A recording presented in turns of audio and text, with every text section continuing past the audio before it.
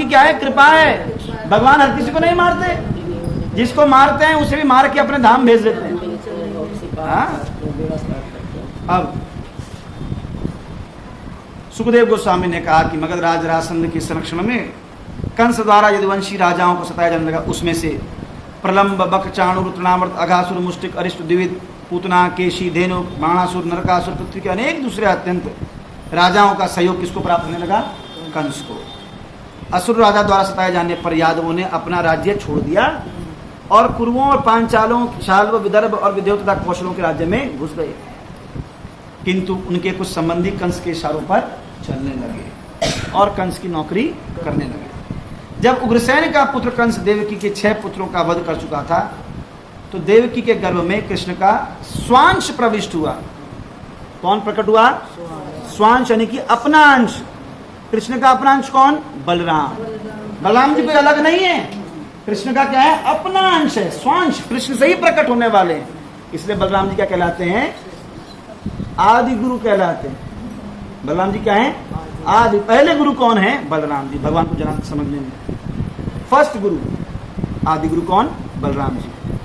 और जिससे उसमें कभी सुख की तो कभी दुख की वृद्धि होती।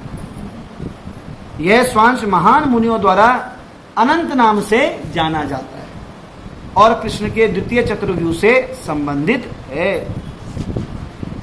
कंस के आक्रमण से निजी भक्त यदुओं की रक्षा करने के लिए विश्वात्मा भगवान ने योग माया को आदेश दिया। क्या आदेश दिया? गच्छ देवी ब्रजम भद्रे गोप गोभिर्लंघृतम रोहिणी वसुदेवस्य भार्या से नंद गोकुली अन्यास कंसं विघ्ना विवरेषु वसंति ही देवक्या जठरे गर्भम शेषाख्यम धाम पामकम तत्सन्निकृष्य रोहिण्या उदरे सन्निवेशया।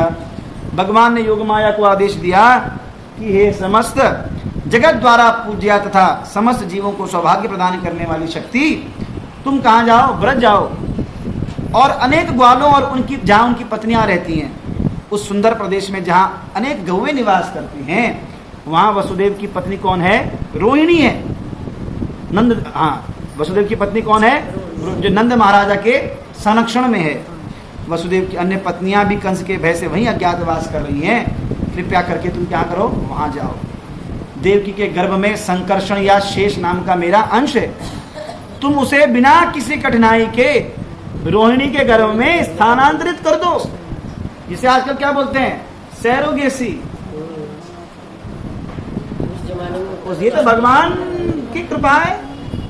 अब तो उसके लिए साइंस की जरूरत है। यहाँ तो बिना किसी डॉक्टर के प्रयोग से योग माया ने उस गर्भ को देवकी के गर्भ से निकालकर रोहिणी के गर्भ में स्थापित कर दिया। अताम अंश भागे न देवक्या प्रतताम शुभे प्रापस्यामि तुम यशोदायाम नंद पत्न्या भविष्यसि। हे सर्व कल्याणी, तब मैं अपने 6 ऐश्वर्यों से युक्त होकर देवकी के पुत्र के रूप में प्रकट होऊंगा और तुम महाराज नंद की महारानी यशोदा के पुत्री के रूप में प्रकट होगी। सामान्य लोग पशुओं की बलि करके विविध सामग्री से तुम्हारी भव्य पूजा करेंगे, क्योंकि तुम हर एक की भौतिक इच्छाएं पूरी करने में सर्वोपरि हो। दुर्गा मैया की जय। ये कौन है? योग माया। भगवान कह रहे हैं सामान्य लोग क्या करेंगे? पशुओं की बलि करके विविध सामग्री से तुम्हारी भव्य पूजा करेंगे, क्योंकि तुम हर एक की कैसी इच्छा पूरी करोगी? भौतिक इच्छा पूरी करोगी। जैसा भगवद गीता में कहा, काम स्थित ज्ञानम प्रपद्यन्ते अन्य देवता। जिनके मन भौतिक इच्छाओं से विकृत हो चुके होते हैं वो देवताओं की शरण में जाते हैं। कौन जाते देवताओं की शरण में? जिनके मन में क्या होती है? भौतिक इच्छाएं। अतः मनुष्य शब्द सामान्य व्यक्ति के लिए आया है। जो जीवन के असली लक्ष्य को नहीं जानता वो क्या कहलाता है? केवल मनुष्य कहलाता है। तो जो मनुष्य जीवन के लक्ष्य को जानता है वह क्या है? भक्त है, ज्ञानी है। ऐसा व्यक्ति उच्च परिवार में जन्म लेकर भौतिक आनंद उठाना चाहता है, जहाँ शिक्षा, सौंदर्य, ऐश्वर्य भोगा जा सके, जो इस भौतिक संसार से वांछनीय है। जीवन के असली लक्ष्य को जो भूल चुका है वैसा व्यक्ति माया शक्ति की पूजा विविध कार्यों के लिए विविध स्थानों पर नामों से कर सकता है। जिस तरह कृष्ण की पूजा भारत में अनेक पवित्र स्थान है, उसी तरह दुर्गा देवी के अनेक स्थान है। ये तो कंस को छलने के बाद माया देवी सामान्य लोगों से नियमित पूजा कराने के लिए अनेक स्थानों पर विशेष रूप से कहाँ विकीर्ण हुई है? विंध्याचल में। बोलो विंध्यवासिनी की जय। मनुष्य को तो वास्तव में आत्म तत्व और परमात्मा को जानने में रुचि रखनी चाहिए। यस्मिन् विज्ञाति सर्वैवं विज्ञातम् भवति। फिर भी जैसा कि अगले श्लोक में बताएंगे, आत्म तत्व को जो नहीं समझ सकते वो योग माया के विभिन्न रूपों की पूजा करते हैं। भगवान कृष्ण ने माया देवी को यह कहकर आशीर्वाद दिया कि लोग तुम्हें पृथ्वी पर विभिन्न स्थानों में विभिन्न नामों से पुकारेंगे, जैसा दुर्गा भद्र काली ती विजया वैष्णवी तिचा कुमुदा चंडिका कृष्णा माधवी कन्यकेति च माया नारायण ईशानी शारदेत अम्बिकेति च। दुर्गा भद्रकाली विजया वैष्णवी कुमुदा चंडिका कृष्णा माधवी कन्यका माया नारायणी ईशानी शारदा अंबिका, इस प्रकार के नामों से तुम्हारी क्या होगी? पूजा होगी। कृष्ण और उनकी साथ साथ प्रकट हुए, इसलिए लोगों ने सामान्यतः दो समूह बना रखे हैं। एक होते हैं शाक्त देवी की उपासना करने वाले और एक होते हैं वैष्णव। और कभी कभी दोनों में स्पर्धा कंपटीशन चलता है। तो अनिवार्य रूप से जो लोग भौतिक भोग में रुचि रखते हैं वो किसकी उपासना करते हैं? देवी की। और जो आध्यात्मिक चेतना चाहते हैं वो किसकी उपासना करते हैं? भगवान कृष्ण की। हमें अपमान नहीं करना देवी जी का। कौन कौन है? भगवान की बहन है ना। तो भगवान की बहन से अगर नाराजगी कर लेंगे तो भगवान खुश होंगे? भगवान की बहन को भी हाथ जोड़ने चाहिए, प्रणाम करना चाहिए, पर सारा इंटरेस्ट किससे रखना चाहिए? ठाकुर जी से रखना चाहिए। अगर जब ये इंटरेस्ट ठाकुर जी पर रखते हैं तो वो देवी क्या करती हैं? कृपा करती हैं। तब वह त्रिशूल से आशीर्वाद नहीं देती। भौतिक इच्छाओं वालों को पर देवी आशीर्वाद किससे देती हैं? अपने त्रिशूल से। उनके हाथ में त्रिशूल है ना। त्रिशूल में क्या होते हैं? 3 शूल हैं, आदि व्याधि और उपाधि। जो कुछ भी देती हैं उससे या तो आध्यात्मिक क्लेश होगा या आदि भौतिक क्लेश होगा या आदि दैविक क्लेश में हम फंसे रहेंगे। आदि व्याधि उपाधि में फंसे रहेंगे। लोग क्या चाहते हैं? उपाधि चाहते हैं, पोजीशन चाहते हैं, प्रमोशन चाहते हैं। तो जो प्रमोशन में जाते हैं तो हमेशा टिके रहते हैं क्या? प्रधानमंत्री बन के भी अगली सत्ता आएगी तो प्रधानमंत्री को जाना पड़ेगा, कुर्सी छोड़नी पड़ेगी। तो वहां कलेश बना रहता है। कुर्सी पे हमेशा कलेश होता है। व्याधि, शरीर मांगेंगे तो शरीर हमेशा ठीक रहेगा क्या? और उपाधि व्याधि और आदि यानी कि आध्यात्मिक क्लेश, मन में तो हमेशा क्लेश ही चलता रहता है। डिप्रेशन, स्ट्रेस, स्ट्रेन, ये सब क्या है? एंजाइटी, ये सब रहता है। गर्भ संकर्षणातम वे प्राहु संकर्षम भुवि रामित लोक रमणाम बलभद्रम बलोत्सया। उसमें से पानी इधर भी है। वृंदावन बिहारी लाल की जय। देवकी के गर्भ से निकलकर रोहिणी के गर्भ में भेज जाने के कारण रोहिणी का पुत्र क्या कहलाया? संकर्षण। वह गोकुल के सारे निवासियों को प्रसन्न रखने की क्षमता होने के कारण क्या कहलाएगा? राम कहलाएगा। और उसमें प्रचुर मात्रा में क्या है? बल है, इसलिए क्या कहेंगे? उसको बलराम कहेंगे। भगवान ने इस तरह आदेश पाकर योग माया ने उसे तुरंत स्वीकार कर लिया। उसने वैदिक मंत्र ओम के साथ पुष्टि की कि उससे जो कहा गया है वह उसे करेगी। दुर्गा देवी क्या करती है? जो भगवान ने कहा है वह करेगी। प्रतिक्रियम परिक्रम्याम ताम गताम तथा करोज, कि जैसा आपने कहा है मैं वैसा ही करूंगी। इसके बाद उसने भगवान की परिक्रमा की। दुर्गा देवी ने क्या करी? भगवान की परिक्रमा। और वह पृथ्वी पर स्थित नंद गोकुल नाम स्थान के लिए चल पड़ी। वहां उसने वैसा ही किया जैसा भगवान से क्या मिला था? आदेश मिला। गर्भे प्रणीते देवक्या रोहिणी योग निद्रया ओ वित्रसितो गर्भ इति पौराव चक्षुषु। जब योग माया द्वारा देवकी का बालक खींच करके रोहिणी के गर्भ में चला गया तो देवकी को लगा कि उससे क्या हो गया? गर्भपात हो गया। फलता महल के सारे निवासी जोर जोर से यह कहकर विलाप करने लगे, हाय देवकी का बच्चा जाता रहा। इस तरह समस्त जीवों के परमात्मा भक्तों को भय दूर करने के लिए वसुदेव के मन में और अपने पूर्ण ऐश्वर्य के समेत वहां पर प्रविष्ट हो गए। कंस ने सोचा कि 7वां गर्भ तो क्या हुआ? डर के मारे ही मर गया। 6 मार चुका हूं ना, तो 7वां डर के मारे ही मर गया। अब भगवान कहां प्रकट हुए? सबसे पहले वसुदेव जी के मन में। वसुदेव जी के मन किसके साथ प्रकट हुए? अपने पूर्ण ऐश्वर्य के साथ। पूर्ण ऐश्वर्य क्या क्या है? 6 ऐश्वर्य बताए। क्या क्या? यश, बल, ज्ञान, वैराग्य और सुंदरता और यस धन। भगवान का अमीर लगते हैं, भगवान गरीब कहाँ लगते हैं? है किसी के पास ऐसा पैसा? जितना पैसा ठाकुर जी के पास है, हमारा बाप सबसे अमीर है। हम अमीर की औलाद हैं, हम गरीब की औलाद नहीं। किसकी औलाद हैं? अमीर की। हमारा बाप तो सेठ है। हमारा बाप कौन है? सेठ। सेठ ही तो है, सांवरिया सेठ है। क्या कमी है? तो बोला धन्ना सेठ की औलाद। हाँ धन्ना सेठ, हम सांवरिया सेठ की औलाद है भाई। अरे सेठ आदमी भी होगा तो सोएगा तो इतनी सी जगह पे ही सोएगा। अंबानी भी होगा तो उसका बेडरूम तो एक ही होगा ना, 4 बेडरूम में तो नहीं सो सकता, और बेडरूम में भी एक ही बेड पे ही सो सकता है। हाँ, सोने के लड्डू तो खाएगा नहीं, चांदी की थाली तो खाएगा नहीं। थाली में खा सकता है पर खा नहीं सकता उसे। इसलिए हम सब किसके औलाद हैं? सांवरिया से।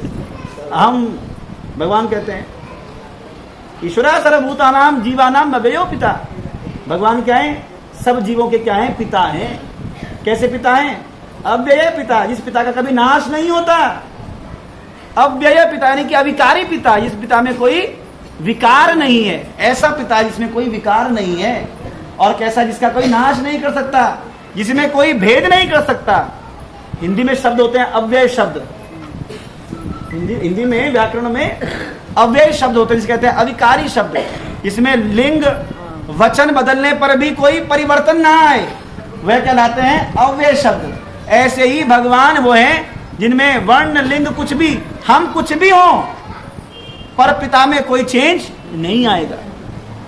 भगवान में कोई परिवर्तन नहीं आता। तो वैसा अव्यय पिता कौन है? भगवान। तो भगवान सबसे पहले कहां प्रकट हो रहे हैं? वसुदेव के मन में। सविव्रत पौरुषम धामम राजमानव यथा रवि दुरासदो अधिदुर्दशो भूतानाम संभुवः। वसुदेव अपने हृदय के भीतर भगवान के स्वरूप को धारण किए हुए भगवान के दिव्य प्रकाशमान तेज को वहन कर रहे थे, जिसके कारण वे सूर्य के समान चमकीले बन गए। जिसके हृदय में भगवान आ जाएगा उसका शरीर अपने आप चमकने लगेगा। आज वसुदेव जी क्या कर रहे हैं? सूरज के समान चमक रहे हैं। अतः उनकी और लौकिक दृष्टि द्वारा देखना या उन तक पहुंचना क्या था? कठिन था। यहाँ तक कि वे कंस जैसे पराक्रमी व्यक्ति के लिए ही नहीं, अपितु सारे जीवों के लिए भी दुधर्ष थे, यानी कि देखना उनको मुश्किल था। धाम शब्द क्या है? महत्वपूर्ण है। धाम मतलब भगवान के रहने का स्थान। वृंदावन क्या है? धाम है, क्योंकि भगवान के रहने का स्थान है। तो वृंदावन हर कोई पहुंच सकता है क्या? नहीं पहुंच सकता। धामना स्वेन सदा स्तुकम सत्यम परम धीमहि। भागवतम के पहले अध्याय में ही, पहले स्कंद के पहले जो अध्याय है, प्रथम स्कंद का प्रथम अध्याय का प्रथम श्लोक क्या है? उसमें कहते हैं धामनाम स्वेन यदा सदा निरस्तकुहकम सत्यम परम धीमहि। यानी कि भगवान के धाम में भौतिक शक्ति का कोई प्रभाव नहीं रहता। हम अपनी भौतिक शक्ति से भगवान के धाम में नहीं जा सकते जब तक भगवान की कृपा नहीं होगी। जहां कहीं भी भगवान अपने नाम रूप गुण और परिकर के साथ रहते हैं, वही क्या बन जाता है? धाम बन जाता है। जैसे वृंदावन है, द्वारिका है, मथुरा है, अयोध्या है, यहाँ भगवान रहे। यहाँ भगवान का नाम है, यश है, गुण है, भगवान के परिकर रहे, इनके साथ भगवान रहे। तो इसी तरह यदि भगवान किसी को कुछ करने के लिए शक्ति प्रदान करते हैं तो उसका हृदय क्या बन जाता है? धाम बन जाता है, क्योंकि भगवान उसके अंदर आके बैठ जाते हैं। इसलिए वसुदेव जी का हृदय क्या बन गया था? धाम बन गया, क्योंकि बस भगवान कहाँ प्रकट हुए? वसुदेव जी के मन। और दुर्धर्ष होने के कारण उसके शत्रुचकित की हुए बिना नहीं रहते, जैसे कि दुरासदो अधिदुर्दशा शब्दों के द्वारा बतलाया गया है। पौरुषम धाम की व्याख्या अनेक आचार्यों ने की है। श्री वीर राघव आचार्य कहते हैं ये शब्द भगवान के तेज के सूचक है। पौरुषम धाम, कैसे धाम बनाया भगवान उसको? पौरुष धाम। विजय ध्वज का कहना है कि ये शब्द विष्णु तेज के सूचक है, भगवत स्वरूप है। और वैष्णव तोषणी के अनुसार ये शब्द परमेश्वर के तेज के प्रभाव को सूचित करते हैं। और विश्वनाथ चक्र ठाकुर के अनुसार ये भगवान के प्राकट्य के सूचक है। ये पौरुष धाम मतलब क्या है? भगवान का क्या होने वाला है? प्राकट्य होने वाला है। तत्पश्चात परम तेजस्वी संपूर्ण जगत के लिए सर्वमंगलमय समस्त ऐश्वर्य से युक्त भगवान अपने स्वांशों समेत वसुदेव के मन से कहाँ स्थानांतरित हुए? देवकी के मन में स्थानांतरित हुए भगवान। पहले किसके मन में आए? वसुदेव जी के मन में। अब कहाँ गए? देवकी के मन। इस तरह वसुदेव से दीक्षा प्राप्त करने से, देवकी ने दीक्षा ली किससे? वसुदेव से। दीक्षा होती तो क्या मिलता है? मंत्र मिलता है। दीक्षा में क्या मिलता है? मंत्र। और मंत्र किसे कहते हैं? मना त्रायति इति मंत्र। जो मन को कंट्रोल करे, जो मन को कंट्रोल करे वो क्या कहलाता है? मंत्र। यानी कि मन में जो गुरु जी ने जो दिया है वो प्रकट हो जाए, मन में बाकी सब निकल जाए और जो गुरु जी ने दिया है वो प्रकट हो जाए। तो जब गुरु जी के पास होगा, जो मन में होगा, गुरु जी वही तो हमें देंगे। तो वसुदेव के मन में कौन आए? भगवान। तो भगवान ने वह मंत्र दीक्षा किसको दी? देवकी को दी। तो देवकी ने जब वसुदेव जी से क्या ली? दीक्षा प्राप्त करी। तो सबकी आदि चेतना समस्त कारणों के कारण भगवान कृष्ण को अपने अंतःकरण में धारण करने के लिए वो भी क्या बन गई? सुंदर बन गई। जब दीक्षा होती है तो क्या करते हैं? हमारे यहाँ तो जब दीक्षा होती है तो जब बच्चों की, हम आदमी लोगों की दीक्षा या माता की दीक्षा होती है तो आदमी लोग उस दिन अपना मुंडन करते हैं, शौर कर्म करते हैं, सुंदर 12 तिलक शरीर पर धारण करते हैं, नए कपड़े पहनते हैं, नया जनेऊ होता है, नया आसन होता है, नया आचमन होता है, यज्ञ मंडप बना होता है, भक्तों के समस्त बैठते हैं। माताएं लोग भी उस दिन बाल धोकर सुंदर अपना 12 तिलक करके नई साड़ी पहनकर हरि नाम चादर ओढ़कर और गले में नई कंठी धारण करते हैं। उस दिन गुरु जी नई कंठी, सबको नई कंठी धारण कराते हैं सबको। फिर सुंदर, सब सुंदर लगते हैं वहां पर। क्यों? दीक्षा जब धारण करने से क्या होता है? अपने आप सुंदरता आ जाती है। क्यों? वह मन क्या बनने वाला है? भगवान का धाम बनने वाला है। धाम बनने वाला है। जिस तरह उदित चंद्रमा को पाकर पूर्व दिशा सुंदर बन जाती है। जैसे सूरज का प्रकाश कौन लेता है? चंद्रमा। चंद्रमा का अपना प्रकाश होता नहीं, सूर्य के प्रकाश को छिपाता है। तो चंद्रमा दीक्षा किससे ले रहा है? सूरज से। और शाम को, रात को चंद्रमा क्या हो जाता है? सुंदर हो जाता है। और उस चंद्रमा की सुंदरता से पूर्व दिशा पूरी चमकने लगती है। ऐसे ही देवकी ने जब दीक्षा प्राप्त करी वसुदेव जी से, तो उसकी सौंदर्य से पूरा जो महल था, महल का जो कारागार था, जहां अंधेरा काल कोठरी थी, वहां ऐसा हुआ जैसे क्या हुआ? करोड़ों सूर्य इकट्ठे आ गए हो। इतना प्रकाश फैल गया। केवल मन में प्रकट हुए हैं भगवान में भी। उसका गर्भ जो था वो चमकने लगा।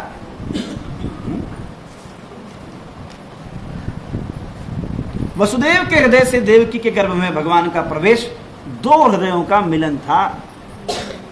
किसका मिलन था? 2 हृदयों का मिलना। भगवान कृष्ण वसुदेव के शरीर से देवकी के शरीर में प्रविष्ट हुए। वे सामान्य जीव की परिस्थितियों से परे थे। कृष्ण कहीं भी रहे, वे नारायण जैसे अपने अंशों भगवान नरसिंह वराह अवतारों के साथ रहते हैं। सारे भगवान के साथ रहते हैं अवतार। इस तरह वे जगत की सामान्य परिस्थितियों से परे रहते हैं। इस तरह देव की अद्वितीय और सृष्टि के कारण स्वरूप भगवान का धाम बन गई। पहले धाम कौन बना? वसुदेव जी। और अब धाम कौन बन गया? धाम यानी कि धारण करने वाला, जिसने भगवान, जो भगवान को धारण करता है। अब देवकी ने भगवान को धारण किया, कोई साधारण थोड़ी ना है, कोई साधारण गर्भ थोड़ी ना है। किंतु कंस के घर में होने से वे दबी हुई अग्नि या प्रयुक्त विद्या की तरह दिख रही थी। कैसी? अप्रयुक्त विद्या, जिस विद्या का कोई, जो प्रकट नहीं हुई है। जब आग को किसी पात्र की दीवारों से ढक दिया जाए, दिया जला के चारों तरफ से ढक्कन लगा दूं, तो प्रकाश हुआ क्या? तो अग्नि की प्रकाशमान किरणें नहीं दिखती। इसी तरह जिस ज्ञान से जनता को लाभ नहीं पहुंचता, वह क्या है? श्लाघनीय है नहीं। क्योंकि देवकी को कंस के बंदी गृह की 4 दीवारों के भीतर रखा गया था, इसलिए उनके इस दिव्य सौंदर्य की कोई नहीं देख सकता था, जो उनमें भगवान को धारण करने से उत्पन्न था। सा देवकी सर्व जगन निवास निवास भूता नितराम नरेजे भोजेन्द्र गे अग्निशिखे वरुद्धा सरस्वती ज्ञान खले सथा सती। तब देवकी ने समस्त कारणों के कारण समग्र ब्रह्मांड के आधार भगवान को अपने भीतर रखा, किंतु कंस के घर के भीतर बंदी होने से वे किसी पात्र की दीवालों से ढकी हुई अग्नि की लपटों की तरह या उस व्यक्ति की तरह थी जो अपने ज्ञान को जन समुदाय के लाभ हेतु वितरित नहीं करता। ज्ञान होता है पर छुपा के रखता है। ताम वीक्ष कंसा प्रभयाजितांतराम विरोचयन्ति भवनम शुचिस्मताम आहेश में प्राण हरो हरिर्गुहाम ध्रुवम शितो यन्न पुरेयमग्निदृशि। गर्भ में भगवान के होने से देवकी जिस स्थान में बंदी थी वहां के सारे वातावरण को वे अलौकित करने लगी, पूरा जगमगाने लगा। कहाँ? जिस कारागार में उसको रखा था। उसे प्रसन्न शुद्ध और हंसमुख देखकर कंस ने सोचा इसके भीतर विष्णु अब मेरा वध करेंगे। पहचान गया कंस ने, देखा कि देवकी बड़ी प्रसन्न है, बड़ी खुश है, बड़ा चमक रही है, इसका चेहरे पे बड़ा नूर आ रहा है, इसका मतलब पक्का मेरा शत्रु कौन? भगवान विष्णु इसके गर्भ में आ गए हैं, अब वो मेरा वध करेंगे। इससे पूर्व उसने देवकी को कभी इतना तेजवान और प्रसन्न नहीं देखा था।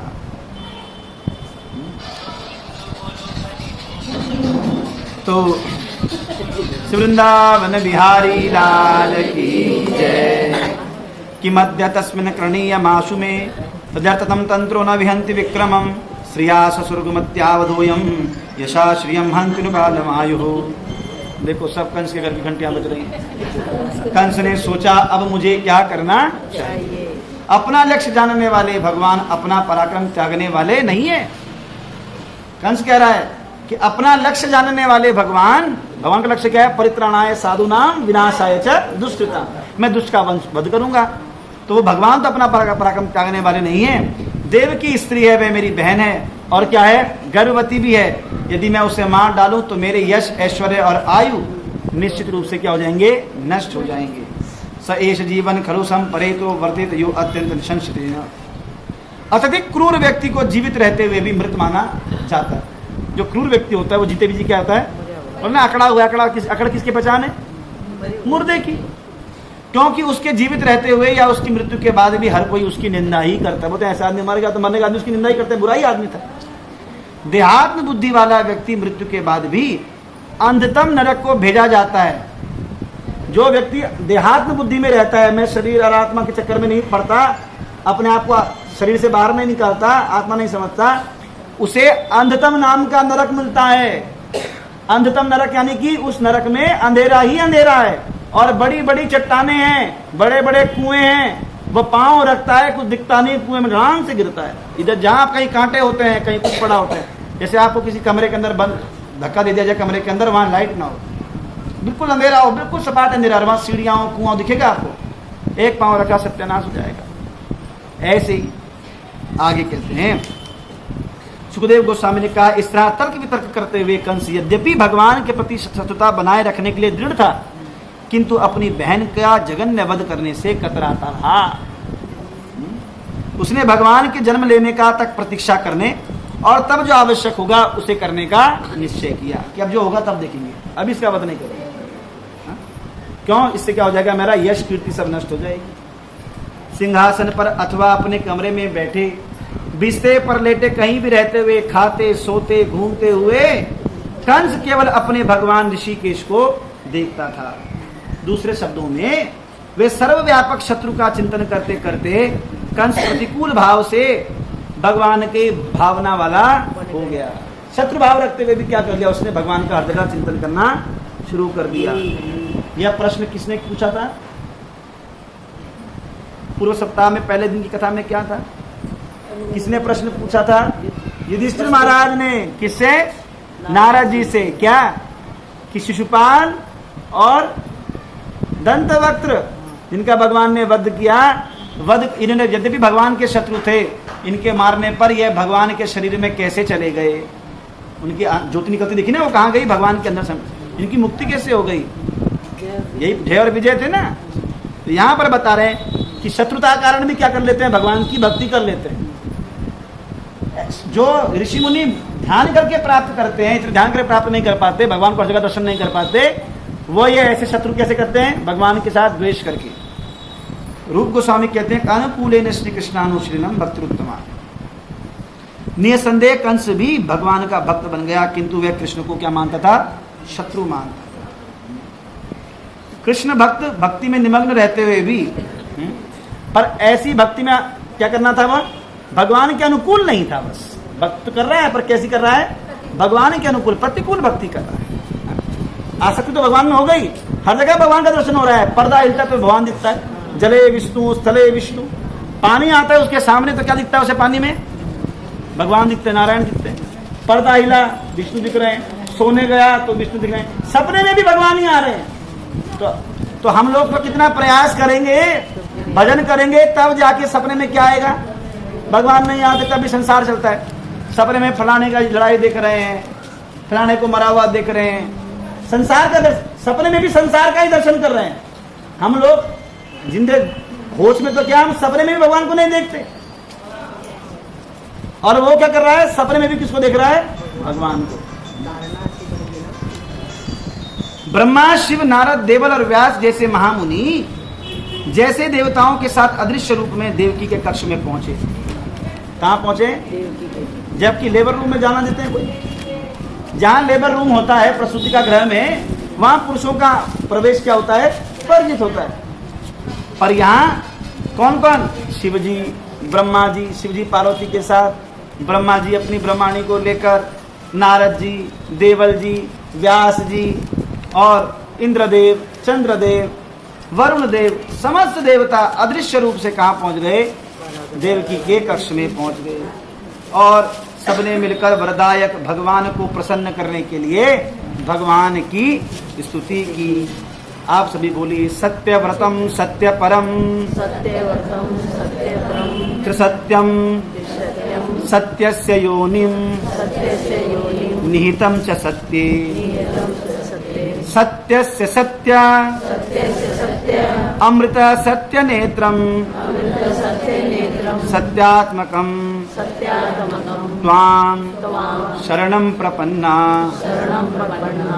देवताओं की पहली प्रार्थना करिए भगवान से गर्भ की स्तुति में। क्या कह रहे हैं? सत्यव्रतम सत्य परम त्रिसत्यम, कि हे प्रभु आप अपने व्रत से कभी भी विचलित नहीं होते हो। जो व्रत आपने लिया है, वचन लिया है, वो करके रहोगे, क्योंकि आप जो भी निर्णय लेते हो वो क्या होता है? हमेशा सही होता है। तो भगवान का व्रत क्या है? यदा यदा हि धर्मस्य ग्लानिर्भवति भारत अभ्युत्थानम धर्मस्य तदात्मानं सृजाम्यहम्। ये भगवान का क्या है? व्रत है। फिर कहते हैं सृष्टि पालन और संहार जगत की इन तीन अवस्थाओं में वर्तमान रहने से आप क्या हैं? परम सत्य हैं। आप ही सृष्टि करते हो, आप ही पालन करते हो और आप ही संहार करते हो। तो आप क्या हो? अंतर्यामी हो, इसलिए सत्य कौन हो? आप ही हो। कोई जब आपकी कृपा का भाजन नहीं बन सकता जब तक वह पूरी तरह आज्ञाकारी ना हो, अतः उसे दिखावटी लोग प्राप्त नहीं कर सकते। आप सृष्टि के सारे अवयवों में असली सत्य हैं, इसलिए आप क्या कहलाते हैं? अंतर्यामी कहलाते हैं। आप सब पर क्या रखते हैं? समभाव रखते हैं। आपके आदेश प्रत्येक काल में हर एक पर लागू होते हैं। आप आदि सत्य हैं, अतः हम नमस्कार करते हैं और आपकी शरण में आए हैं। आप हमारी रक्षा करें। आगे वे प्रार्थना करते हैं भगवान से। बोलिए एकायनोसो द्विफल त्रिमूला चतुरसः पंचविधः षडात्मा सप्ततत्व अष्टविटपो नवाक्षो पृथच्छदी द्विखगो रादिवृक्षः। देखो एकायना सामान्य जीव का शरीर भौतिक तत्वों पर पूरी तरह आश्रित है। एक असो यानी कि वह द्विफल, फल कितने हैं? दो, सुख और दुख। त्रिमूल, जड़ें कितनी हैं? तीन, सतो रज और तम। चतुरस, और रस कितने हैं? चार। पंचविधः, विद्याएं कितनी हैं? इंद्रियां कितनी हैं? पांच। आंख, कान, नाक, जीभ और त्वचा स्पर्श के लिए। आत्मा की कितने लक्षण है? 6। षडात्मा, शोक, मोह, जरा, बुढ़ापा, मृत्यु, भूख और प्यास। सप्त त्वक, 7 आवरण हैं, पर्दे, किस किस के? त्वचा, रक्त, पेशी, वसा, फैट जिसे बोलते हैं, अस्थि, हड्डी, मज्जा, मैरो और वीर्य। अष्ट विटपः, और 8 क्या हैं? शाखाएं हैं। किसकी? 5 स्थूल तत्व की, यानी पृथ्वी, जल, अग्नि और वायु और आकाश, और 3 मन, बुद्धि और अहंकार। 8 शाखाएं हैं। 9 प्रकार के दरवाजे हैं, 9 द्वार हैं। दशच्छदी, और 10 प्रकार की प्राणवायु जो वृक्षों के पत्तों के समान दिखती है। पान, व्यान, उदान, समान और अपान, ये 5, और फिर 5 जो निम्न मार्गों से निकलती हैं, वो भी वायु आती है। द्विखगः, और 2 पक्षी हैं, कौन? आत्मा और परमात्मा। ही आदि वृक्ष, यही आदि वृक्ष और शरीर की क्या है? बनावट है। इस शरीर के अंदर यही, कौन कह रहा है? ये देवता। किससे? भगवान की प्रार्थना करते हुए कह रहे हैं। आगे कह रहे हैं, हे प्रभु, आप ही कई रूपों में अभिव्यक्त इस भौतिक जगत रूपी मूल वृक्ष के प्रभावशाली कारण स्वरूप हैं। आप ही इस जगत के पालक भी हैं, और संहार के बाद आप ही ऐसे हैं जिससे सारी वस्तुएं संरक्षण पाती हैं। संहार होने के बाद कहाँ संरक्षण मिलता है? भगवान के पास। जो लोग माया से आवृत हैं, वे इस जगत के पीछे आपका दर्शन नहीं कर पाते, क्योंकि उनकी दृष्टि विद्वान भक्तों जैसी नहीं होती है। हे ईश्वर, आप सदैव ज्ञान के पूर्ण रहने वाले हैं और सारे जीवों का कल्याण करने वाले हैं। आप विविध रूपों से अवतरित होते हैं जो भौतिक सृष्टि के परे होते हैं। जब आप इन अवतारों के रूप में प्रकट होते हैं तो आप पुण्यात्माओं और धार्मिक भक्तों के लिए क्या बन जाते हैं? मोहक बन जाते हैं, और अभक्तों के लिए संहार करता है। भक्तों के लिए क्या है? भगवान मोहक है, और दुष्टों के लिए संहार करता है। भगवान वही है, भगवान वही है। हमें तो आनंद देने वाले हैं और उनको भय देने वाले हैं। भक्तों को अभय देने वाले हैं और अभक्तों को भय देने। लोग तो भगवान से डर नहीं लगता। अरे भगवान को डरने की वस्तु थोड़ी ना है, भगवान कोई डरने की वस्तु नहीं है। भगवान तो डर को नष्ट करने की वस्तु है। हे कमल नयन प्रभु, संपूर्ण सृष्टि के आकार रूप आपके चरण कमलों में अपना ध्यान एकाग्र करके उन्हीं चरण कमलों को संसार सागर को पार करने वाली नाव मानकर मनुष्य महाजन के चरण चिन्हों का अनुसरण करता है। इस सरल सी विधि से वह ज्ञान सागर को इतनी आसानी से पार कर लेता है मानो कोई बछड़े के खुर का चिन्ह पार कर रहा हो। किसके आश्रय लेकर? महाजनों का, जो भगवान के तत्व को जानते हैं, उन महाजनों का, उन भक्तों का आश्रय लेकर भगवान की कृपा से भव सागर को पार करते हैं। आगे ये खूब स्तुतियां कर रहे हैं, कौन? देवता।